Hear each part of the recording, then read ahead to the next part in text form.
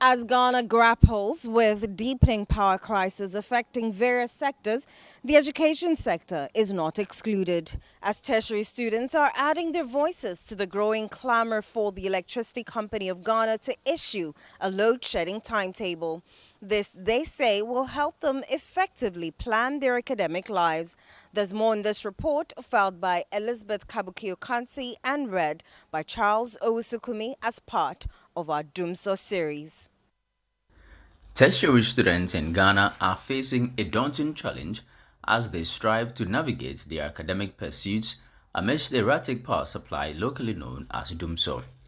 The lack of a clear load shedding timetable has left students in limbo, uncertain about when they will have access to reliable electricity to study and prepare for exams. Despite the Public Utilities Regulatory Commission's directive for the ECJ to provide advance notice of power outages, the utility company is yet to comply. A visit by the Citi News team to university institutions like the Ghana Institute of Management and Public Administration and the University of Ghana Graduate Business School revealed the hardships students are enduring. The students painted a vivid picture of the struggles they face, with many spending long hours on campus due to power cuts in their hostels and homes. The situation is particularly challenging as students gear up for semester exams, raising concerns about the impact on their academic performance. It's a worry, especially when you've closed from lectures late for that matter. You're trying to go home to do a recap of whatever that you studied just to, start work the following day. And then you get home and then there is no light. For instance, yesterday, sleepless nights, and then you don't have the chance to also, study.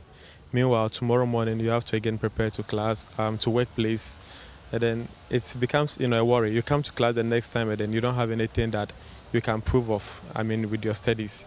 So we plead with all indulgence to the government if they could help us with a timetable. I have to come all the way here to learn because we don't have a proper schedule, so you wouldn't know when and where it's going off. So imagine me coming all the way from Amasaman and spending about 8 hours on campus. So it's really affecting us. We hope the government should do something about it.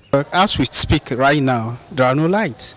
That's why you see everybody hanging around, because most of the things you do, you need light. And currently, there are no lights. So you can see everybody walking around. It's actually affecting productivity.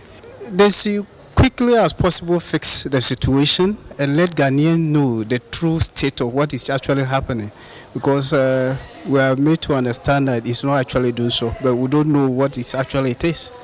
So if it is doing so, they should let us know, and then probably they can give us the timetable, do you understand? So that at this time you'll be having light, at this time you'll not be having light, then you know how to prepare your things. We are currently writing our exams and it's affecting our studies since we are not able to study adequately, especially because of the way they are taking on and off the lights and all that. It's making studying very difficult. So we are not able to do as many things as we would have wanted to do. So it's really having a very negative impact on us. They should have brought the timetable by now. That should have been the proper thing to do, since we would need that to plan our day so that we will be able to carry out our activities as we need to.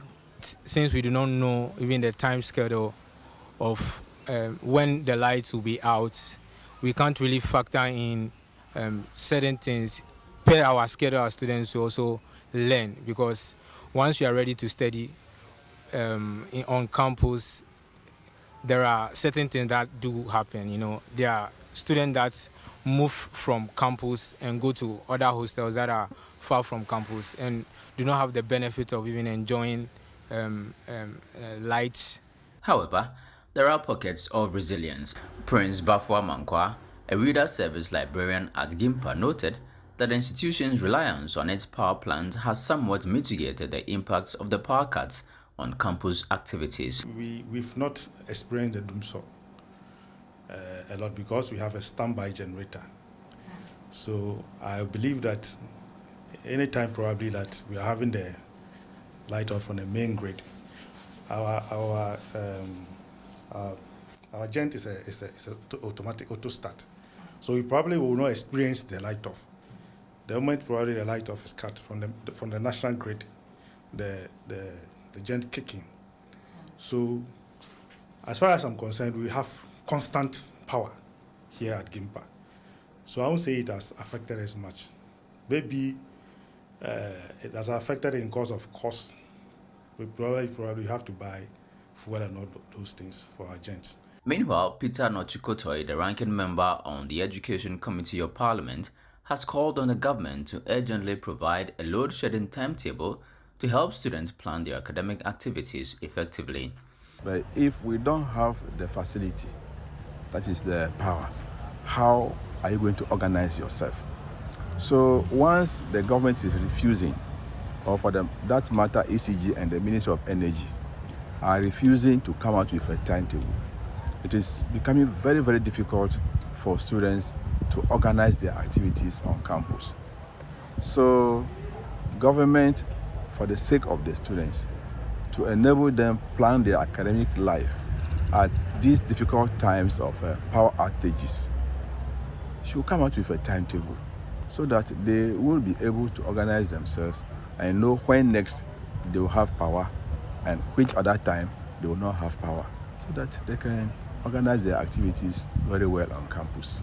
As pressure mounts on the government to address the power crisis, stakeholders are hopeful that the calls for a load-shedding timetable will soon yield positive results, bringing respite to students and other sectors.